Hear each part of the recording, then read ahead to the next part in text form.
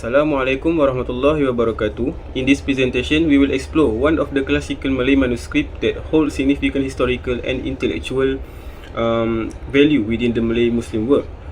The name of the manuscript is Kitab Kanz Al-Ula by Sayyid Muhammad bin Zainal Abidin Al-Idrus.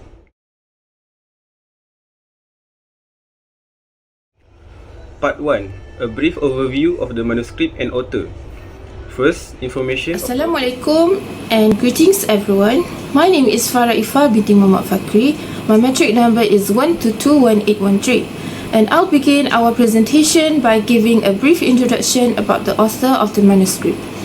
His name is Sayyid Muhammad bin Zain Al-Abidin Al-Idrus, also known as Tunku Tuan Besar. He was born on the night of Thursday on 28th of Rajab in 1209 Hijri, which corresponds to 18 February in 1795 in Kampung Cabang 3, Kuala Terengganu. He passed away on Monday on 17 Muharram in 1295 Hijri or 22nd January 1878 at the age of 84 due to prolonged diarrhea that lasted for 17 days. He was buried behind Masjid Tunku at Cabang 3 Islamic Cemetery, and he came from Terengganu and was a renowned Islamic scholar who specialized in a variety of fields such as Usuluddin, which is Islamic theology, also fiqh, Islamic jurisprudence, also tasawwuf, Sufism, and he also specialized in Arabic grammar such as Nahu and Saraf, Hadith, Islamic history and literature.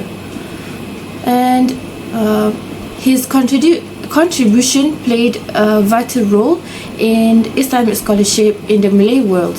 Author's literary works. Among his notable writings are first, Taghrib As-Sibyan Al-Hifzi Aqaid Al-Iman, Uqud Ad-Durratain fi Bayan Kalimah Syahadatain, Kanz Al-Ula, Sulam At-Tawfiq, Jawahir As-Saniyah, Ad-Durrah Al-Faqirah, Silsilah Ratib Haddad, Kaifiyat Amal Ratib Haddad, Tufatul Wildan, Muhtasar Fiqh, and Asirah An-Nabawiyah.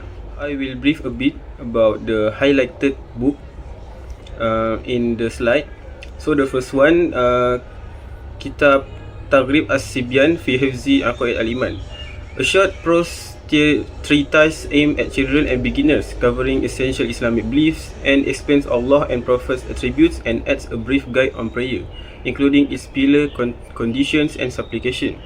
Second, Uqud Ad-Durratain fi Bayan Kalimah Syahadatain, a popular short treatise on understanding the two testimonies of faith, focusing briefly on Allah's oneness and Prophet message. It ends with a prayer and was widely memorized and recited in Terengganu, especially among villagers and children since the 1950s. Third, Jawahir As-Saniyah, a Nazm work in Bahar Rojas meter covering four main theological topics: divinity, prophethood, eschatology, Sam'iyat, and cosmological beliefs. It explains attributes of Allah and Prophet and elaborates on the afterlife, angels, divine books, and signs of the last day. Last, the fourth, Ad-Durrah Al-Faqirah. This is the first Aqidah book by Tunku Tuan Besar, written in poetic form but not bound to classical Arabic meter. It discusses ilahiyat or divine attributes and nubuwah, prophethood, detailing 20 attributes of Allah and their opposites, as well as essential prophetic traits and the meaning of the Shahada. So the next one is the description of the codicological information of manuscripts. Assalamualaikum and hello, I'm Nina Shamiza binti Sanusi, and now I will describe the manuscript that we studied, titled Nazm Kanz Al-Ula. This manuscript is stored in the National Library of Malaysia, specifically in the Center for Malay Manuscripts. Its call number is MSS 5044. It was authored by Sayyid Muhammad bin Zain Al-Abidin Al-Idrus, also known as Tunku Tuan Besar. The manuscript is written in the Malay language using Jawi script and was composed in Kampung Masjid, house number 22, located in Terengganu. No specific date is given in the manuscript, but it does state that it was written on a Friday. Assalamualaikum warahmatullahi wabarakatuh. My name is Nusratina Hazika binti Mak Yusuf and my matric number 1221816. Next, the physical feature and other unique aspect of this manuscript, Kanz Al-Ula. The manuscript consists of 36 quires and 72 folios with 30 to 40 lines per page. Its dimensions are 18 by 12 cm. Is it written on off-white European lead paper and is bound with both the front and back cover made of hard paperboard. The overall physical condition is considered to be good. The script used is hot Maghribi and the text is written in black ink with rubrication red text for certain words. As for decoration, there are no illustration.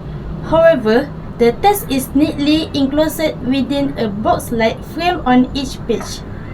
The catchwords are found at the lower left corner of the verso of each folio, helping to guide the reader through the manuscript. My name is Sitina Amalina binti Muhammad Azman, number matric 1221810, and now I will wrap up our presentation with some final details about the manuscript feature and content. One interesting element is the watermark. It features an elephant design located at the center of the paper along with Jawi and Chinese characters that signify the name Gajri and company. The manuscript does not contain a color font, so we do not have specific information about the scribe or the exact date of completion. This manuscript is believed to have been written towards the end of the author's life around 1878 Masihi 1295 Hijri. It contains 88 poetic verses written in Bahar Basit, a form of Arabic meter, and narrates the life of Prophet Muhammad sallallahu alaihi wasallam from his birth up to the Battle of Bani Qainuqa, which occurred in the 3rd year after Hijrah. The content focuses on the virtues, praises, and love for the Prophet sallallahu alaihi wasallam and follow a chronological structure. The main subject of this manuscript is Sirah Nabawiyah or prophetic biography. Next, on the part 2, transliteration of or rewriting the manuscripts. Transliteration of manuscript on page 7.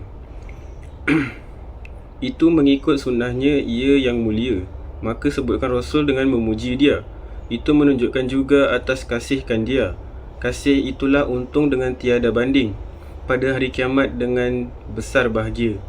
Seseorang itu dihimpunkan pada hari kiamat serta kasihnya jua dalam hadis yang mulia. Maka banyaklah olehmu menyebut dia serta besarkan dia dan memuji dia. Next is the transliteration for folio 12, which is verse 12, and I will read from line 3, 4 and 5. On line 3, it is said, serta memakai bau yang harumnya ia dengan kisahkan sukar bagi Tuhan yang kaya. Line 4 is, atas jadikan bagi kita Rasul yang mulia sebab ialah rahmat yang sangat besarnya. Yang terakhir, telah diberikan kita oleh Tuhan yang kaya, maka itulah adat tiap-tiap mukmin. Transliteration folio 16. Lagi ialah Rasul yang diangkat namanya serta nama Tuhannya yang sangat mulia, dan tersurat namanya pada Nuh yang kekal, dan kerusinya yang luas langit yang mulia, dan atas segala tiang arash yang besar, dan tarinya dan syurganya yang mulia, dan atas segala daun kayu padanya, dan lahir segala baik dari yang mulia, dan atas segala malaikat yang mulia, dan kayu yang namanya Sidratul Muntaha. Lagi ialah Rasul yang tersebut namanya dalam kitab yang dahulu dan lidah Anbiya. Lagi ialah Rasul yang terpilih hatinya pada sisi Tuhannya yang sangat mulia. My name is Nusratina Hazika binti Mak Yusuf and my matric number is 1221816. Transliteration page 18. Lagi ialah Rasul ya kasihan Tuhan, maka gelarnya jua Habib Allah yang mulia. Lagi ialah Rasul yang taulan Tuhannya. Maka gelarnya itu Khalil Allah yang sedia. Lagi ialah Rasul yang menyudahkan Rasul. Maka gelarnya juga Khatim Al-Anbiya. Muhtara itu pun gelar itu. Rasul yang mulia, maka maknanya itu yakni pilihkan dia.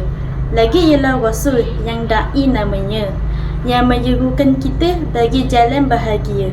Lagi ialah Rasul yang menjawab Tuhannya, maka gelar dia dengan mujib yang mulia. Lagi ialah Rasul yang Hafiz namanya, yang amat teramati dengan amat mulia. Overall, this text emphasizes the glory, privilege and primary role of the Prophet Muhammad sallallahu alaihi wasallam as the last prophet and messenger who brings mercy and guidance to humanity. Thank you.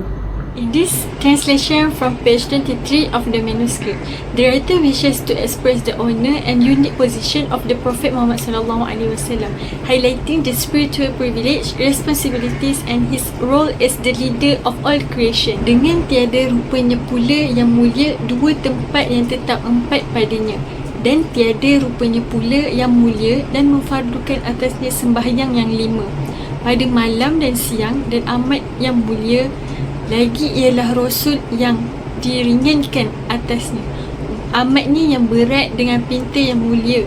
Lagi ialah Rasul yang diberi baginya akan akhir Baqarah pada kitab yang mulia. Muhammad penghulu lagi Arab dan Ajam, jin yang asalnya api, manusia yang mulia lagi pula penghulu bagi malaikat, maka pesuruh juga kepadanya. Thank you for listening to our presentation. We hope it gave you a meaningful insight into this valuable Islamic manuscript.